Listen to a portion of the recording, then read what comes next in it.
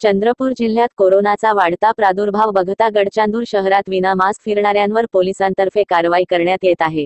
गडचांदूरचे police निरीक्षक सत्यजित आमले स्वतः हजर राहून नागरिकांना मास्क परिधान करायला सांगत मोफत मास्क वाटप करीत होते।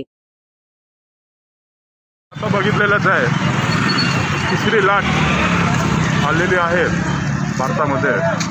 तर त्या दृष्टीने आपलं गडचांदूर शहर आणि परिसरामध्ये त्याचा प्रादुर्भाव होऊ नये कोरोनाचा, यासाठी आम्ही गेले 2-3 दिवसापासून कारवाई करत आहोत।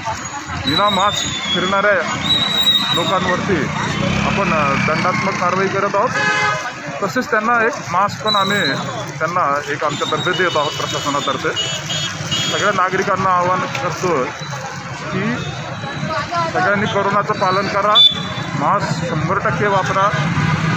जरी आपण वॅक्सिन घेतलेले आहे तरी पण काही नाही, थोड्या प्रमाणात काही कोरोना बाधित होत आहेत, पण त्याच्यासाठी मास्क आणि सोशल डिस्टन्सिंग हे पाळा आणि गर्दीच्या ठिकाणी जाणं टाळा। कुठलाही फंक्शन असेल, काही असेल, तिथे जाऊ नका कृपया।